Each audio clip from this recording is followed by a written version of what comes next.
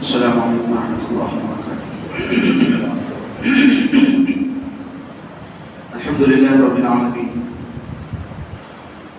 والصلاة والسلام على أشرف الأنبياء وسيد المرسلين وعلى آله الطيبين الطاهرين وأصحابه الأكرمين الأفضلين ومن تبعهم بإحسان إلى يوم الدين أجمعين. أما بعد، قال الله تبارك وتعالى في كتابه العظيم: فأعوذ بالله من الشيطان الرجيم.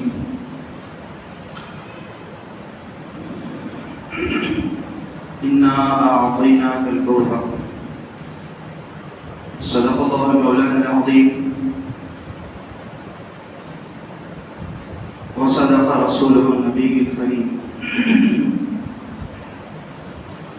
وقال سبحانه وتعالى في عزة حبيبه صلى الله عليه وسلم: إن الله وملائكته يصلون على النبي يا أيها الذين آمنوا صلوا عليه وسلموا تسليما.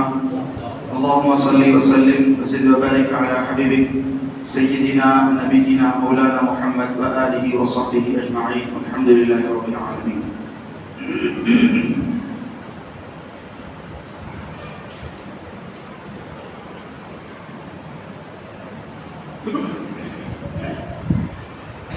قرآن پاک کی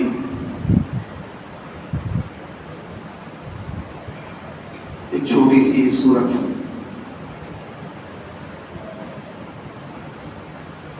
جو تقریباً ہر مسلمان کو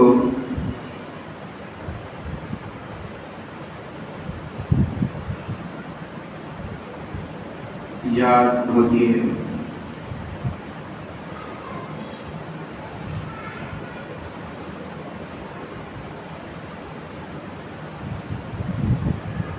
شاید اسے یاد کرنے کی ضرورت نہ پڑے، بلکہ سنتے سنتے لوگ بڑے تو بڑے ہیں، چھوٹے بچے بھی سنتے سنتے یاد رکھ لیتے ہیں.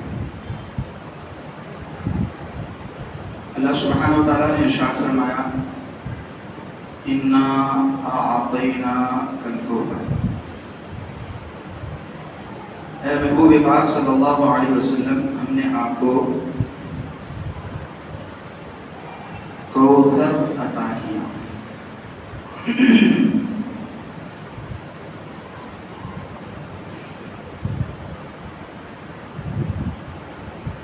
یہ کوثر کیا ہے؟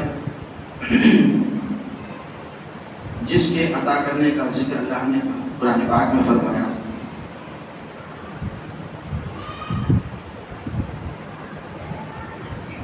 تو اس کے شان نزول کو ہم دیکھیں گے تو بات پوری طرح سمجھ میں آئے گی. یہ کوثر کیا ہے اور اللہ نے آپ کو کوثر عطا کرنے کا جو ذکر فرمایا ہے کیوں عطا کیا. تو اس کی تفسیر میں ہم جاتے ہیں، اس کی تفسیر دیکھتے ہیں، اس سورت کا شان نزول دیکھتے ہیں، تو ہمیں یہ بات سامنے آتی ہے کہ ایک موقع پر ایک کافر نے، جس کا نام عاص بن وائل، عاص، اس نے نبی کریم صلی اللہ علیہ وسلم کے دربار سے نکلا اور اپنوں کے پاس گیا اور کہا: میں ابتر کے پاس سے آ رہا ہوں. تو نے کہاں سے آیا؟ میں تو عبداللہ صاحب کے پاس گیا تھا، وہاں سے آ رہا ہوں.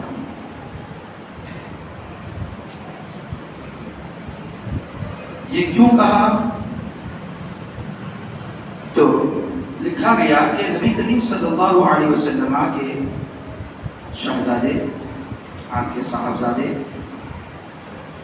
حضرت ابراہیم جن کا نام تھا، ان کا وصال ہو گیا.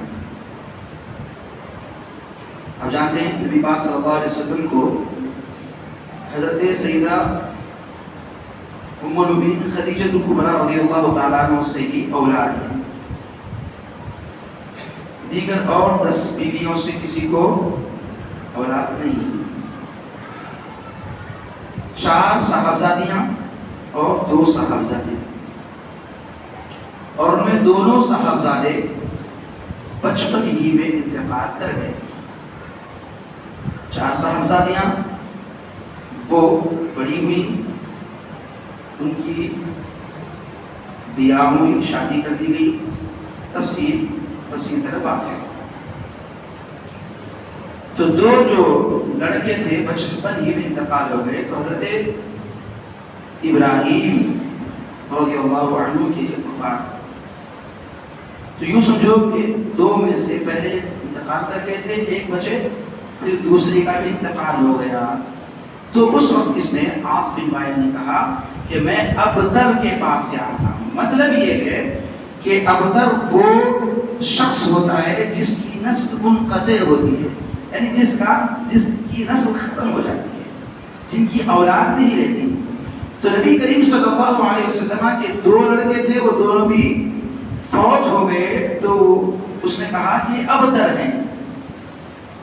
ابتر کے معنی منقطع النسل، جس کی نسل ختم، جس کے بعد بچے کوئی نہیں ہے. تو جب منقطع النسل ہے تو اس بچے ہیں تو باپ کو یاد کریں گے، باپ مرنے کے بعد بچے باپ کو یاد کریں گے، پوتے دادا کو یاد کریں گے. تو نسل چلے گی، ان کا ذکر باقی رہے گا، ان کی یاد رہے گی. تو جب اولاد نرینہ اولاد نہ رہے گی تو منقطع النسل ہوں گے، تو ان کو یاد کرنے والا، ان کا ذکر کرنے والا کوئی نہیں ہوگا. تو اس کو کہتے ہیں ابتر. تو نبی پاک صلی اللہ علیہ وسلم کو جب بات معلوم ہوئی تو دل کو ناگوار گزرا. اب جو کبھی آپ کو کوئی ایسی بات کہیں جو دل کو ناگوار گزرے تو دل کو ملال ہوتا ہے، تکلیف ہوتی ہے. اسی لیے کہا گیا کہ ایسا جملہ کسی کے لیے نہ کہو کہ اس کے دل کو ملال ہو. ہاں مزاح اگر کرتے ہیں، مزاح، ہم نے بعضوں کو دیکھا کہ بعض دوست اپنے دوست کے ساتھ مزاح کرتے ہیں. مزاح ہوتا نا، مزاحیہ مشاعرہ. مزاحیہ بولے تو ہنسنے کا، مزاح کرنے کا، ہنسی مذاق کرنے کا. تو کسی کے ساتھ ہنسی مذاق کرتے ہیں اور اگر وہ سامنے والا اس کو کچھ نہیں سمجھتا تو کوئی بات نہیں. تو بعضوں کو دیکھا ہم نے کہ ان کے ساتھ ایسا مزاح کیا جاتا ہے تو چڑ جاتے ہیں. تو ایسا ان کے ساتھ نہیں کرنا چاہیے.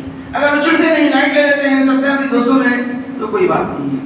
تو نبی پاک صلی اللہ علیہ وسلم کو یہ بات ناگوار گزری، دل کو ملال ہوا. جب ایسی بات ہوتی ہے تو اللہ تبارک و تعالیٰ کو تکلیف پہنچتی ہے. جب نبی کو تکلیف ہوتی ہے تو اللہ کو تکلیف ہوتی ہے. تو اللہ تبارک و تعالیٰ نے اس سورت کا نزول فرمایا، انا اعطیناک الکوثر. اے محبوب، ہم نے آپ کو کوثر عطا کیا. فصلی لربک وانحر، تم نماز ادا کرو، نحر کرو، قربانی کرو. ان شانئک هو الابتر، جو آپ کو ابتر کہہ رہا ہے،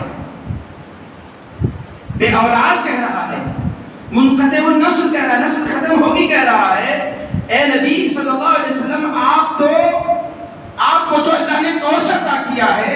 جو آپ کو ابتر کہہ رہا ہے وہ خود ابتر ہے، وہ خود ابتر ہے. تو کیسے ابتر ہے؟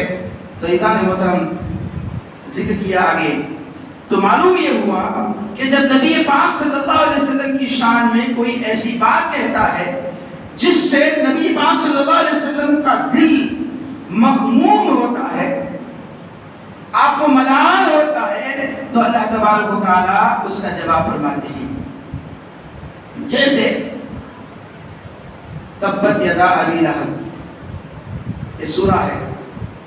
نبی پاک صلی اللہ علیہ وسلم کی شان میں گستاخی کی گئی تو اللہ تبارک و تعالیٰ نے کہا کہ ہلاک وہ ابو لہب، اس کی کمائی، اس کے ہاتھ، اسے کچھ فائدہ پہنچنے والا نہیں ہے، وہ ہلاک ہے. تو نبی پاک صلی اللہ علیہ وسلم کو کی شان میں جب گستاخی کی تو اللہ تبارک و تعالیٰ نے اس کی ہلاکت کے لیے آیات اتار دیا. تو ہم قرآن پاک میں جگہ جگہ دیکھتے ہیں. تو جب نبی پاک صلی اللہ علیہ وسلم کو تکلیف پہنچایا، کسی نے آپ کی شان میں گستاخی کی، زبان مقدس خاموش ہے مگر دل مغموم ہے، تو اللہ تبارک و تعالیٰ اس کا جواب فرمایا، کہے فرمایا لست مرسلا، محمد رسولوں میں سے نہیں ہے۔ تو اللہ تبارک و تعالیٰ نے دیکھا کہ رسول میرا محبوب غمزدہ ہے، تکلیف پہنچتی ہے آپ کے دل کو جب انہوں نے کہا کہ رسولوں میں سے نہیں ہے، رسولوں کی لمبی فہرست ہے ان میں سے رسول نہیں ہے۔ تو اللہ تبارک و تعالیٰ نے قرآن پاک کا نزول فرمایا، یاسین والقرآن الحکیم، یاسین کی قسم، حکمت والے قرآن کی قسم، انک لمن المرسلین، اے محبوب پاک صلی اللہ علیہ وسلم آپ تو رسولوں میں سے ہیں۔ جو یہ کہتا ہے کہ آپ رسول میں سے نہیں ہیں وہ تو بدبخت ہے جو آپ کو ایسا کہتا ہے، آپ تو رسولوں میں سے ہیں، آپ میرے محبوب ہیں۔ کبھی آپ کو مجنون کہا گیا؟ نبی پاک صلی اللہ علیہ وسلم کی شان میں گستاخی کرتے ہوئے کسی نے مجنون کہا، دیوانہ کہا؟ تو نبی پاک صلی اللہ علیہ وسلم غمزدہ ہوئے، آپ کا دل مغموم ہوا، آپ رنجیدہ ہوئے، آپ کو ملال و تکلیف ہوئی، گستاخی اس نے کی، آپ کو تکلیف ہوئی۔ تو اللہ تبارک و تعالیٰ قرآن پاک کی آیت کا نزول فرمایا، نون والقلم وما یسطرون، نون کی قسم، قلم کی قسم، اور اس قلم سے لکھی گئی لکھت کی قسم، ما انت بنعمت ربک بمجنون، آپ مجنون نہیں مصطفیٰ، آپ تو اللہ کے محبوب ہو۔ اللہ نے مجنون کو کیسا اپنا محبوب بناتا ہے؟ آپ تو اللہ کی عطا سے، اللہ کی نوازش سے آپ محبوب ہو، مجنون نہیں ہو، اور آپ اونچے اخلاق پر فائز ہو۔ تو انسان محترم، اس طرح جب قرآن پاک میں ہم دیکھتے ہیں تو جب یوں کہا گیا تو اللہ تبارک و تعالیٰ اس کا جواب عطا فرماتا ہے۔ انہی میں سے یہ بھی ہے کہ جب ابتر کہا، منقطع النسل کہا کہ ان کی نسل باقی نہیں رہی، ان کی اولاد ختم ہو گئی، اب ان کا ذکر باقی رہے گا، ان کی اولاد نہیں ہے تو ان کا نام لینے والا نہیں رہا، تو اللہ تبارک و تعالیٰ نے فرمایا انا اعطیناک الکوثر، انا اعطیناک الکوثر، ہم نے کوثر عطا کیا۔ پھر فصلی لربک کے بعد انا شانئک هو الابتر، ابتر مصطفیٰ کو کہا تھا، مصطفیٰ کو اس نے ابتر کہا، تو اللہ نے مصطفیٰ کو کہا مصطفیٰ آپ ابتر نہیں، آپ کو ہم نے کوثر عطا کیا ہے، وہ ابتر ہے جس نے آپ کو ابتر کہا ہے۔ تو عزیزان محترم، جب نبی علیہ السلام کو کسی نے ابتر کہا، ابتر کے معنی معلوم، منقطع النسل، اس کی نسل ختم، ابتر کہا تو اللہ فرما رہا ہے ابتر تو وہ ہے، تم کو تو ہم نے کوثر دیا،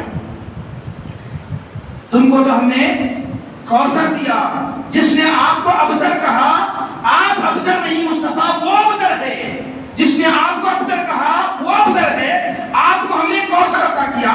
تو دیکھنا یہ ہے کہ ابتر اور کوثر میں کیا مناسبت ہے۔ وہاں اس نے ابتر کہا تو اللہ نے کہا کہ آپ ابتر نہیں، ابتر تو وہ ہے، ہم نے آپ کو کوثر دیا، تو ابتر اور کوثر میں کیا مناسبت ہے؟ تو عزیزان محترم، کوثر کی بڑی توجیہیں بیان کی ہیں مفسرین نے، صحابہ کی جماعت سے، تابعین اور مجتہدین مفسرین نے اس کی توجیہیں بیان کی ہیں۔ کوثر سے کیا مراد ہے؟ فرمایا کوثر سے ذکر کثیر مراد ہے، ذکر کثیر، بہت ذکر، کثرت سے ذکر، کوثر سے مراد کثرت سے ذکر، یا کوثر سے مراد ذکر خیر، خیر کے ساتھ یاد کرنا۔ عزیزان محترم، یہ توجیہ مناسب سمجھ میں آتی ہے اس لیے کہ اولاد ہے تو وہ سمجھتا تھا کہ اولاد ہے تو ان کا ذکر باقی رہے گا، اولاد ہے تو ان کا ذکر باقی رہے گا، اولاد نہیں تو ان کی یاد کرنے والا کون ہوگا؟ تو فرمایا کہ انا اعطیناک الکوثر، مصطفیٰ ہم نے آپ کو ذکر کثیر عطا کیا، ذکر خیر سے نوازا، یعنی اولاد آپ کی نہ رہی مگر ہم نے آپ کا ذکر باقی رکھا، آپ کا ذکر خیر کے ساتھ باقی رکھا۔ عزیزان محترم، دنیا میں کتنے ہی مالدار لوگ آئے، حکومت کرنے والے آئے، اقتدار والے آئے، جب تک تھے ان کا روح و دبدبہ تھا، ان کا ذکر تھا، ان کی تعریف تھی، ان کے چرچے تھے. جب وہ ختم ہو گئے دنیا سے رخصت ہو گئے تو ان کا دبدبہ ختم، ان کا زور ختم. دیکھنے میں تو یہ آیا کہ جب تک اقتدار تھا ان کا زور تھا، ان کا ذکر تھا، ان کے چرچے تھے. اقتدار ختم ہو گیا تو ان کا زور ٹوٹا، ان کا ذکر ختم ہوا، ان کے چرچے ختم ہو گئے. ہاں پھر بھی اگر کسی کے رہے تو جب تک وہ باقی تھا دنیا میں ذکر رہا. جب وہ رخصت ہو گیا، نکل گیا، دنیا سے چلا گیا تو اس کا ذکر بھی نہ رہا، اس کا نام بھی باقی نہ رہا. کتنے بڑے بڑے شعراء اس دنیا میں آئے چلے گئے، مگر ان کا نہ ذکر باقی رہا نہ ان کا چرچا باقی رہا. مگر نبی پاک علیہ السلام 1450 سال ہوئے مگر آج بھی ان کا ذکر باقی ہے. اور ذکر بھی کسی کا کرتے ہیں، کسی کا ذکر باقی ہے تو خیر کے ساتھ نہیں، کسی کا ذکر کرتے ہیں تو شر کے ساتھ ہے. مگر مصطفیٰ کا ذکر خیر ہے. اللہ نے آپ کا ذکر باقی رکھا، آپ کا ذکر خیر باقی رکھا. اور ذکر بھی کرا تو کیسا ذکر کرا رہا ہے. اگر کسی کا ذکر کرتے ہیں ہم، مثال کے طور پر آج سے 200 سال پہلے ٹیپو سلطان چلے گئے، کوئی اچھا کام کر کے گئے تو کہا کہ بڑا اچھا بندہ تھا، ذکر ہم نے کیا، کبھی کبھی ذکر کر لیا. خیر کی بات ہوئی تو مصلی پہ اس کا ذکر آ گیا تو ذکر ہو گیا. کبھی کبھی ذکر ہے، کبھی کبھی ذکر ہے، کوئی کرتا ہے. تو دنیا کا کوئی فرد ہو اس کا ذکر باقی بھی ہے تو کبھی کبھی کوئی کرتا ہے. مگر مصطفیٰ کا ذکر اللہ نے یوں باقی رکھا. صدیاں گزر گئی، آپ کا ذکر باقی ہے. لمحہ بلمحہ آپ کا ذکر ہے. جہاں اشہد ان لا الہ الا اللہ کی گونج ہوتی ہے، ساتھ ہی اشہد ان محمد رسول اللہ کی گونج ہوتی ہے.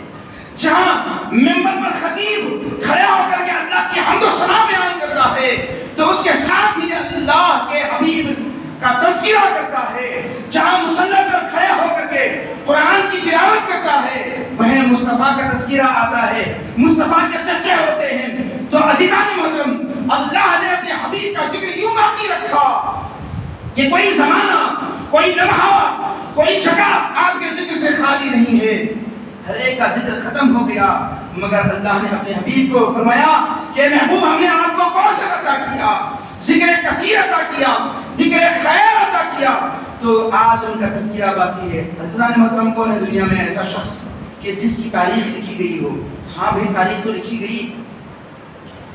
گئی، مورخین نے کسی کی تاریخ لکھی، مگر ایسی تاریخ صحابہ نے جیسے رسول اللہ کی تاریخ لکھی، ایسی تاریخ کسی نے کسی کی نہیں لکھی.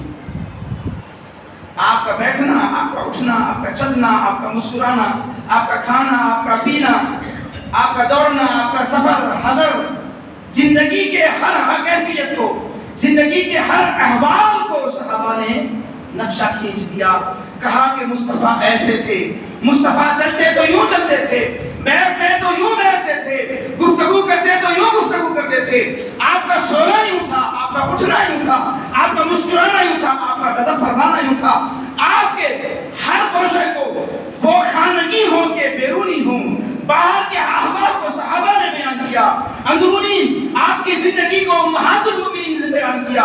تو نبی پاک علیہ السلام کی وہ سارا زندگی کے ہر گوشے کو صحابہ نے بیان کیا، مگر کوئی ایسی تاریخ نہیں لکھا. عزیزان محترم، کوئی عاشق کو اپنی معشوقہ کی تعریف لکھتا ہوگا، تاریخ میں قصیدے اشعار لکھتا ہوگا، مگر حسن جمال، خط و خال سرکار کی ایسے حسن و جمال، آپ کا خط و خال یوں پیش کیا گیا. آپ کے بال تھے تو یوں تھے، آپ کا سر انور تھا تو یوں تھا، آپ کی پیشانی مبارکہ تھی تو یوں تھی، آپ کے کان تھے تو یوں تھے، آپ کے بھویں تھیں، آپ کے آنکھ ایسے تھے، آپ کی ناک ایسی تھی، آپ کا گال ایسا تھا، آپ کے ہونٹ، آپ کے زبان، آپ کا لعاب، آپ کے دندان، آپ کی داڑھی مبارکہ، آپ کے کندھے، آپ کے ہاتھ، آپ کی انگلیاں، آپ کے ناخن ایسے تھے، آپ کی پشت مبارکہ ایسی تھی، آپ کا پیر مبارک ایسا تھا، آپ کے قدم مبارک ایسی برکت والے تھے، آپ کے انگلیاں. سارا خط و خال بیان کر دیا، سارا خط و خال بیان کر دیا. آپ کا حسن و جمال بھی بیان کیا، آپ کے اخلاق و کردار بھی بیان کیے. عزیزان محترم، کوئی ایسا بھی ہے دنیا میں کہ جس کو ایسا بیان کیا گیا ہو؟ اگر عاشق بھی اپنی معشوقہ کا تذکرہ کرنے میں لگے تو اس کی پہلی مثال دی جاتی ہے مجنون نے اپنی معشوقہ لیلا کی یاد میں اشعار لکھے تو کہا کہ اشعار تو تاریخ میں لکھ دیا مگر اس کا خط و خال بھی لکھا ہوگا، اس کے جو ہے اس کا حسن و جمال بھی لکھا ہوگا.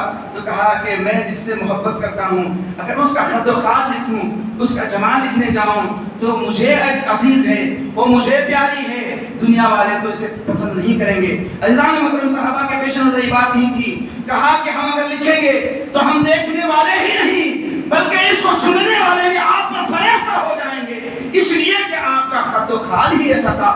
عزیزان محترم، تو اللہ تبارک و تعالیٰ نے آپ کے ذکر کو باقی رکھا تو فرمایا انا اعطینا کالکوثر، ہم نے کوثر عطا کیا، یعنی مصطفیٰ ہم نے آپ کا ذکر کثیر، آپ کو ذکر کثیر عطا کیا، آپ کو ذکر خیر عطا کیا. عزیزان محترم، کوثر کی ایک توجیہ یہ ہوئی، کوثر کی ایک توجیہ مفسرین نے بیان کرتے ہیں. کوثر کی ایک توجیہ یہ ہے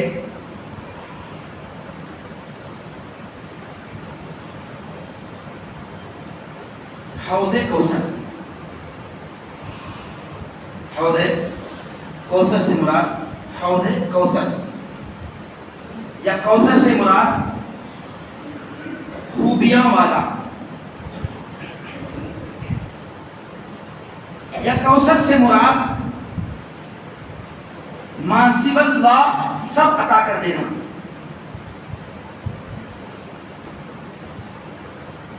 کوثر سے مراد اگر ما سوی اللہ سب عطا کر دینا تو اللہ تبارک و تعالیٰ نے اپنے محبوب کو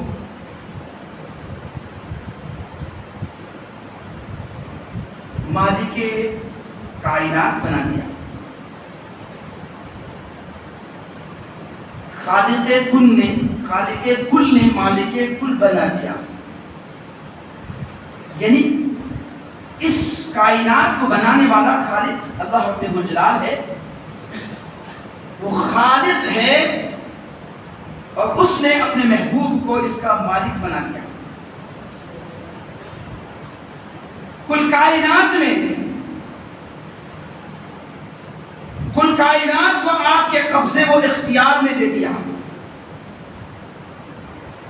تو ایک معنی یہ ہے، آپ حدیث پاک پڑھیں گے تو یہ بات ہمیں معلوم ہوگی کہ اللہ نے اپنے حبیب کو کائنات کا ذرہ ذرہ آپ کے اختیار میں دے دیا. آپ مالک ہیں، اللہ نے آپ کو اپنی اس کائنات کو آپ کے اختیار میں دے دیا. آپ دیکھتے ہیں کہ اسی کائنات میں چاند ہے، اسی کائنات میں سورج ہے، اسی کائنات میں شجر و حجر ہیں. آپ کے اشارے پر، آپ کے ایک اشارے پر آپ کی مطیع و فرمانبردار ہوتے ہیں. مالک ہے تو اس کی بات سنی جائے گی. کبھی جانوروں کو، اونٹ کو اشارہ کرتے ہیں تو آپ کی بارگاہ میں حاضر ہو جاتے ہیں. کبھی پتھر آپ کی خدمت میں آ جاتے ہیں، کبھی پہاڑ، کبھی پیڑ آپ کے بلانے پر آپ کے پاس پہنچتے ہیں. کبھی اشارہ کر دیں تو ڈوبا ہوا سورج پلٹ آ جائے، کبھی اشارہ کر دیں تو چاند چر جائے. تو یہ مالک ہی ہیں، تو اللہ نے آپ کو اختیار دیا ہے. تو کوثر کے ایک معنی ہوئے اللہ نے آپ کو ما سوی اللہ سب کچھ عطا کر دیا. اور کوثر کے معنی ایک ہے خوبیوں والا. کوثر کے معنی خوبیوں والا. تو اللہ نے آپ کو اتنی خوبیوں سے نوازا، اتنی خوبیوں سے نوازا کہ آپ کی ذات میں کوئی نقص نکال نہیں سکتا، آپ کی ذات میں کوئی عیب نہیں بتا سکتا. اسی لیے تو جبرائیل امین نے کہا تھا کہ میں نے زمین و آسمان کھنگال ڈالے، زمین و آسمان کھنگال ڈالے، مصطفیٰ تم سا میں نے کسی کو نہ پایا. اس لیے حضرت احسان بن ثابت نے کہا تھا وَأَحْسَنَ مِنْكَ لَمْ تَرَ قَطُّ عَيْنِي وَأَجْمَلَ مِنْكَ لَمْ تَلِدِ النِّسَاءُ خُلِقْتَ مُبَرَّأً مِنْ كُلِّ عَيْبٍ. اے نبی پاک علیہ السلام، آپ سا حسین میری آنکھ نے دیکھا نہیں، اور دیکھتا بھی کیسے کہ رب نے آپ سا حسین کسی کو بنایا ہی نہیں. خُلِقْتَ مُبَرَّأً مِنْ كُلِّ عَيْبٍ، آپ ہر عیب سے پاک پیدا کیے گئے. آپ ہر نقص سے پاک پیدا کیے گئے. تو یہ اشعار حضرت حسن بن ثابت نبی علیہ السلام کی موجودگی میں بیان کر رہے ہیں. خلقت مبرئا من کل عیب، آپ ہر عیب سے پاک پیدا کیے. ہر عیب سے پاک ذات تو اللہ کی ہے. تو ٹوک دیتے کہ اے حسان کیا کہتے ہو، ہر عیب سے پاک ذات اللہ کی ہے. ہاں اللہ کی ذات پاک ہے ہر عیب سے، مگر اللہ نے اپنے محبوب کو ہر عیب سے پاک پیدا کیا. اب اگر کوئی عیب ہے تو یہی ہے کہ اللہ خالق ہے اور اس کا محبوب مخلوق ہے. وہ خالق ہیں، یہ مخلوق ہے. تو عزیزان محترم، اتنی خوبیوں سے اللہ نے آپ کو نوازا. کہا کہ ہم نے آپ کو کوثر عطا کیا، اور کوثر کے ایک معنی حوض کوثر ہے. عزیزان محترم، بروز حشر اللہ اس کا مالک اپنے حبیب کو بنائے گا، کہے گا کہ اے محبوب ہم نے کوثر کا حوض تمہیں عطا کیا ہے. اب تمہیں جسے چاہیں اسے پلانا، جسے چاہے اس سے تسکین دلانا. عزیزان محترم، وہ حوض کوثر کی تفسیر میں بیان کیا گیا. اس بروز حشر سب پیاس سے تڑپتے رہیں گے، پیاس ستائے گی، پانی پانی کہے گا. کوئی وہاں پانی نہ رہے گا، صرف ایک حوض ہوگا، وہ حوض کوثر کا حوض ہوگا اور مصطفیٰ کے اختیار میں ہوگا. مصطفیٰ جسے چاہے پلائیں گے. ایک پیالی جو وہ پی لے گا، 50,000 سال کا ایک دن ہوگا حساب کا. اس دن پیاسا ادھر ادھر بھٹکے گا، مصطفیٰ اسے پیالے سے اسے کوثر کا جام نصیب کریں گے. وہ ایک مرتبہ پی لے گا تو پھر جنت میں جانے تک اسے کبھی پیاس نہ ستائے گی. ہر ایک کو تو کوثر کا جام دیں گے، مگر وہ دین کے جودائی ہوں گے، جو دین کے خادم ہوں گے، وہ قرآن کے جو خادم ہوں گے، اللہ کے نبی انہیں اپنے ہاتھوں سے اسے پلائیں گے. یہ اسے اعزاز نوازیں گے کہ تو نے میرے دین کی تبلیغ کی ہے، میرے دین کا کام کیا ہے، قرآن کی تعلیم کو عام کیا ہے، میں تجھے اپنے ہاتھوں سے پلاتا ہوں. عزیزان محترم، کوثر کے معنی ایک حوض کوثر، اور کوثر کے معنی ہیں اولاد کثیر. کوثر کے معنی ذکر کثیر، کوثر کے معنی ایک ذکر خیر. بہتوں چیزیں ہیں کی. کوثر کے معنی حوض کوثر، کوثر کے معنی خوبیاں والا، کوثر کے معنی اولاد کثیر، بہت اولاد والا. اب اس نے کہا تھا ابتر، یعنی نبی صلی اللہ علیہ وسلم کیا کہا تھا؟ ابتر کے معنی منقطع النسل، جس کی اولاد دنیا میں باقی نہیں. جن کی اولاد دنیا میں باقی نہیں اس کو کہتے ہیں ابتر. تو اس نے کہا، عاص بن وائل نے کہا تھا ابتر، محمد ابتر ہیں. تو قرآن کہتا ہے، اللہ نے فرمایا کہ اے میرے محبوب کو ابتر کہنے والے وہ ابتر نہیں، تو ابتر ہے. میرے محبوب کو تو ہم نے کوثر عطا کیا. کوثر کے معنی توجیہ بیان کی گئی کہ کوثر کے معنی اولاد کثیر، خوب اولاد والا، خوب اولاد والا. آپ نے دیکھا نہیں کہ اللہ نے اپنے حبیب کی نسل کو کیوں کیسے باقی رکھا. اور ایک خصوصیت ہے، نبی پاک علیہ السلام کے 2 صاحبزادے انتقال کر گئے. تو اس نے کہا ابتر ہے، ان کا نام لینے والا کوئی نہیں رہے گا، ان کی اولاد نہیں تو ان کا نام لینے والا کوئی نہیں رہے گا. تو اللہ نے اپنے حبیب کے زبان سے کہلوایا کہ ہر ایک کی نسل اس کے لڑکے سے ہوتی ہے. میری نسل علی ابن ابی طالب سے ہوگی، میری نسل فاطمہ کے بطن سے ہوگی. میرے 2 شہزادے حسن و حسین ہیں. تو عزیزان محترم، حسن و حسین 2 شہزادے ہیں. اس نے کہا کہ یہ ابتر ہیں، مصطفیٰ کی نسل حسن و حسین سے چلتی ہے. تو عزیزان محترم، یہ 2 ہیں، ان کے کئی بچے ہیں، ان کے کئی بچے ہیں. مصطفیٰ کے خاندان کو ختم کرنے کی سازش، ختم کرنے کا خیال مکہ والوں کو، اور ختم کرنے کی یہ سازش رہی، ان سے دشمنی رہی، ان کو ختم کرنے کی سازش رہی. اور عزیزان محترم، یہی سازش میدان کربلا میں نبی کے نواسے، ان کی اولاد، نبی کا اہل بیت، نبی کا گھرانہ، سارا گھرانہ نبی کا میدان کربلا میں ہے. اور وہاں 20 افراد نبی کے گھر والے ہیں، 52 افراد ان کے چاہنے والے ہیں، 72 افراد پر مشتمل یہ نبی کا قافلہ ہے، اور ان کو ختم کرنے کے لیے 4000 کا لشکر ہے۔ کتنا؟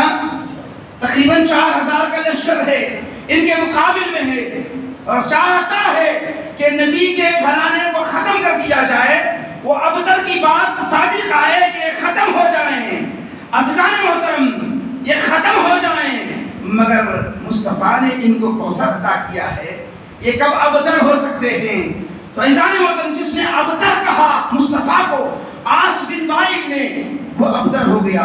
آپ جانتے ہیں کہ عاص بن وائل کا ایک لڑکا عمر نامی تھا، عمر نامی ایک لڑکا تھا، اور ہوا یہ کہ اللہ کا کرم ہو گیا، مصطفیٰ کی نگاہیں عطا ہو گئی۔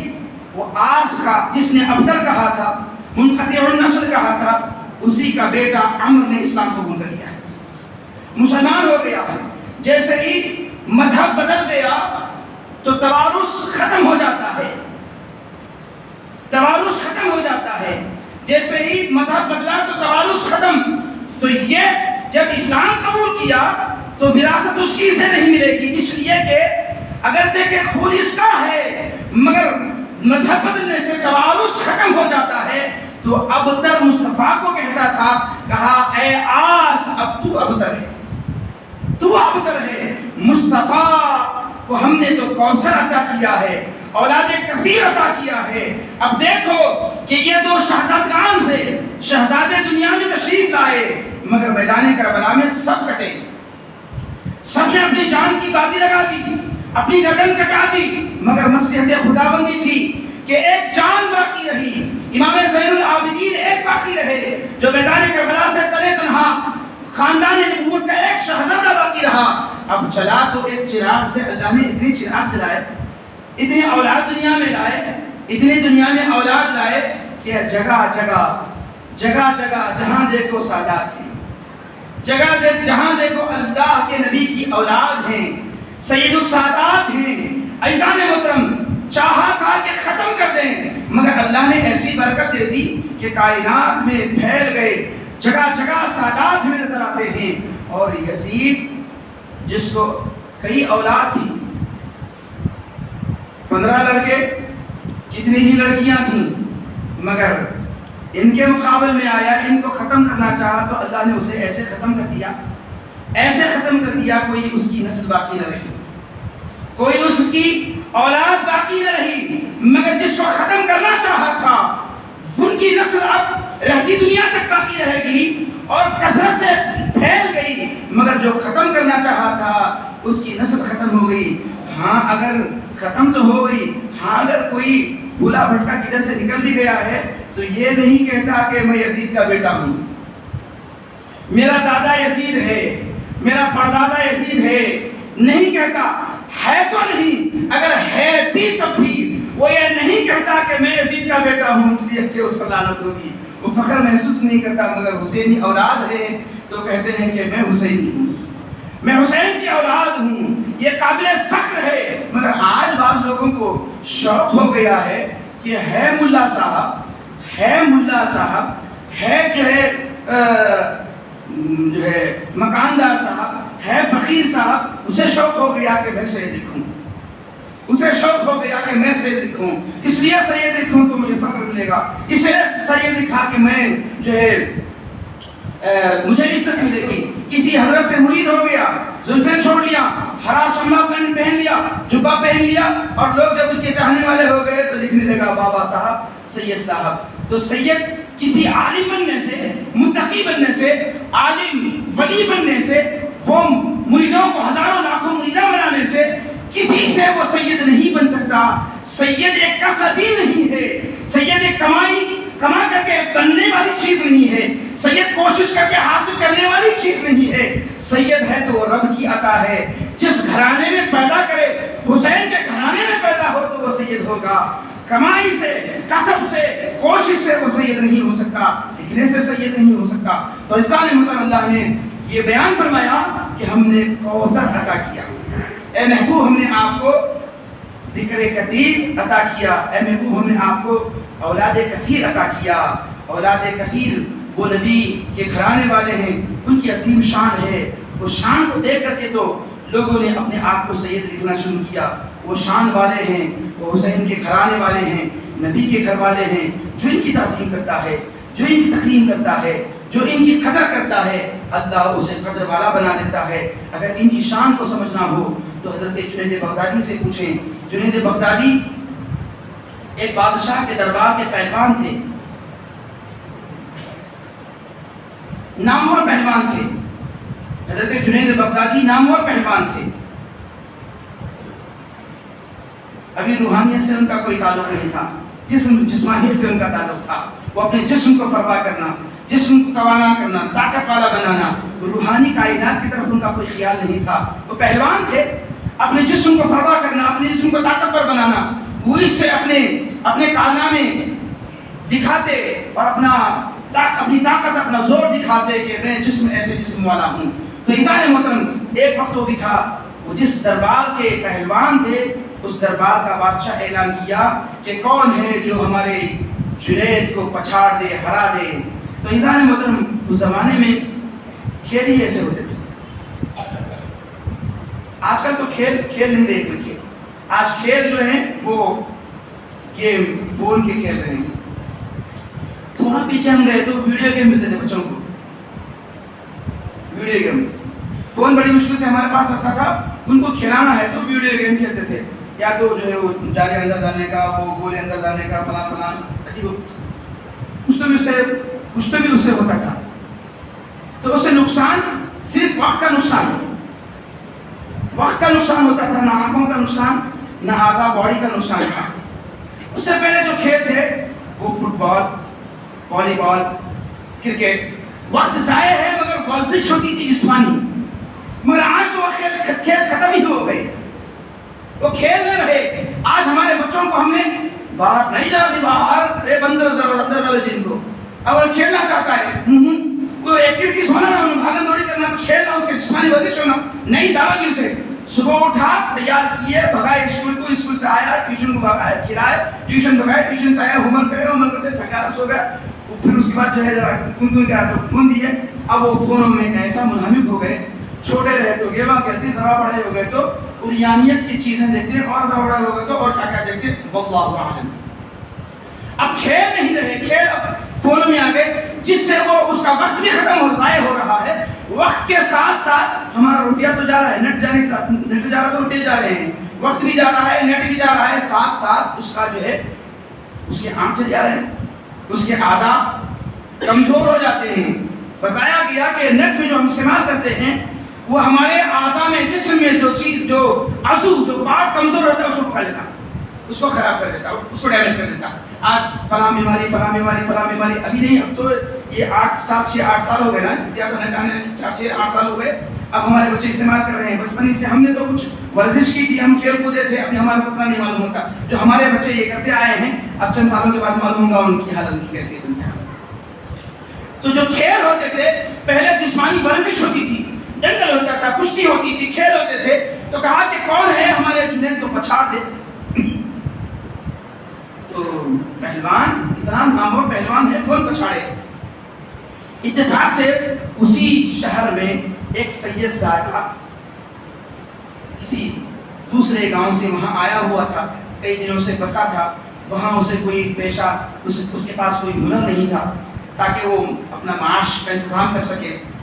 جیسے ہی سنا تو سن رکھا تھا کہ جنید سادات کی تعظیم کرنے والا ہے. تو وہ جسمانی طور پر مضبوط، روحانیت سے تعلق نہیں ہے ہاں، مگر عقیدہ اس کا یہ ہے کہ سادات کی تعظیم کرتا ہے.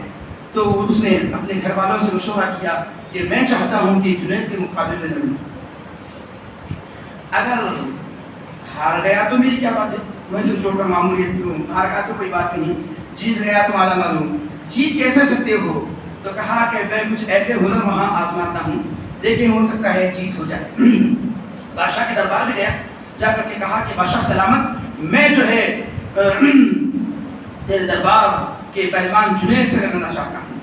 تو اس نے کہا، دیکھا اوپر سے نیچے دیکھا، دبلا پتلا، صورت اتری ہوئی ہے اور جو ہے وہ بھوک ستاتے سو نظر آ رہا ہے. کہا تو جنید سے لڑے گا؟ اگر تو لڑنا ہی ہے تو کسی معمولی سے پہلوان کو اپنا ساتھی بنا لے، اس کے ساتھ پڑھنا. کہا نہیں میں جنید سے ہی لڑ رہا ہے.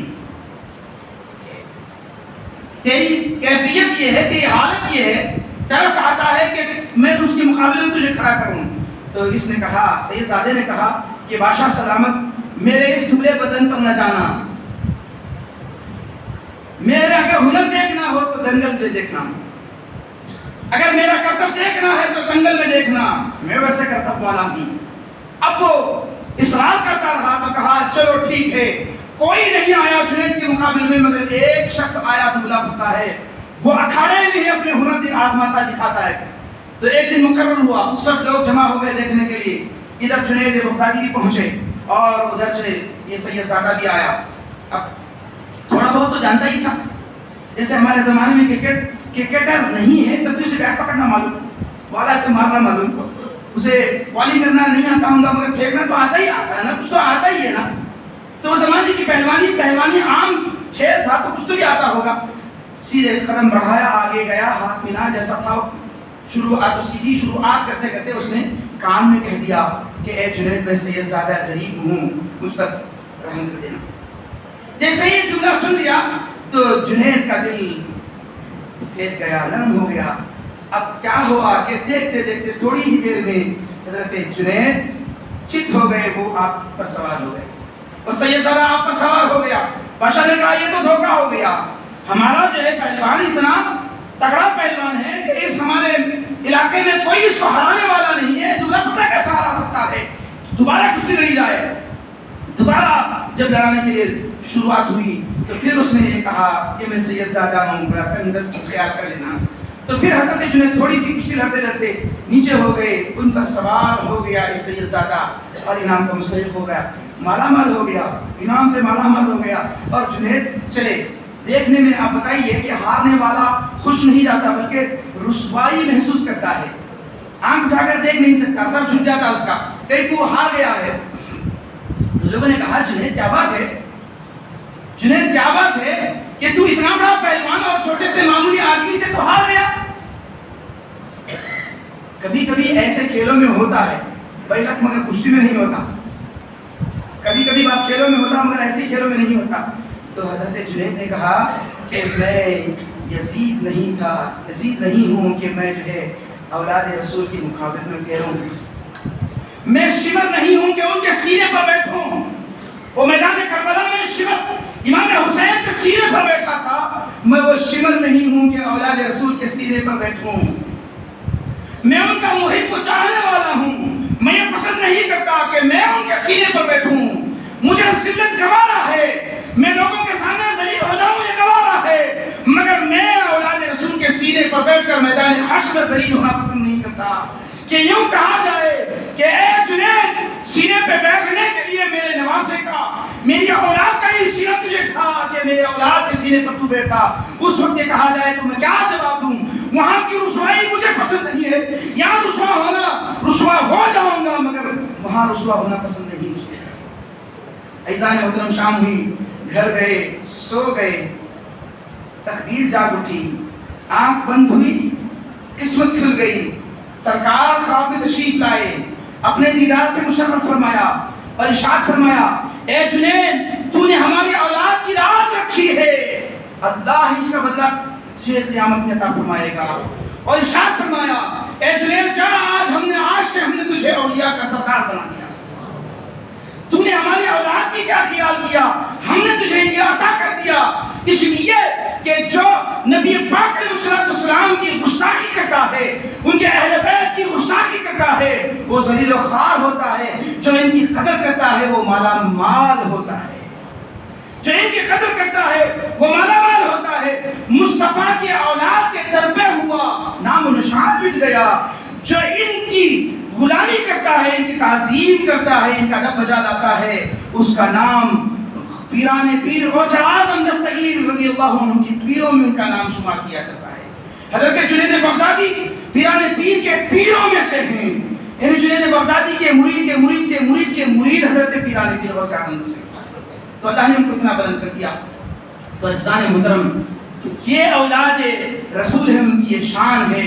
اور عزیزان محترم وہی جنید بغدادی جنہوں نے اولاد رسول کا خیال کیا اللہ نے ان کا نام بلند کیا. تو نبی پاک علیہ السلام سے دشمنی کرتا ہے تو اللہ اسے ختم فرما دیتا ہے. تو کہا کہ ابتر مصطفیٰ کو کہا تو کہا کہ محبوب تم ابتر نہیں، ہم نے تو تم کو کوثر عطا کیا ہے. ابتر تو وہی عاص بن وائل ہے. عزیزان محترم، نبی پاک علیہ السلام کی اولاد باقی ہے، ان کا ذکر باقی ہے، ان کا نام باقی ہے، ان کی خوبیاں ہیں، ان کی شان و عظمت ہے، لمحہ بلمحہ ان کا چرچا ہے، ان کا ذکر ہے، ان کا ذکر خیر کے ساتھ ہے. عزیزان محترم، حضرت جنید بغدادی کا تذکرہ آیا تو وہی جنید بغدادی کی اولاد سے ایک آستانہ گلبرگہ شریف میں ہے جس کو شیخ روزے کے نام سے یاد کیا جاتا ہے. حضرت جنیدی رحمۃ اللہ تعالیٰ کی، جہاں سے حضرت بندہ نواز کو فیضان ملا تھا. حضرت بندہ نواز جب گلبرگہ تشریف لائے تو اسی آستانے پر حضرت جنیدی رحمۃ اللہ تعالیٰ کے آستانے پر حاضر ہوئے. وہیں سے آپ کو نعمت ملی تھی اور بندہ نواز کا چرچا ہوا. عزیزان محترم، اسی جنیدی بارگاہ شیخ روزے کے سجادہ نشین کا کل صبح ان کا وصال ہوا ہے اور آج بعد نماز جمعہ تدفین عمل میں آنے والی ہے شہر گلبرگہ میں. اللہ تعالیٰ سے دعا کرتے ہیں کہ اللہ تبارک و تعالیٰ حضرت کی مغفرت فرمائے اور حضرت کی درجات کو بلند فرمائے اور ان کے وابستگان کو، ان کے افراد خاندان کو صبر جمیل عطا فرمائے.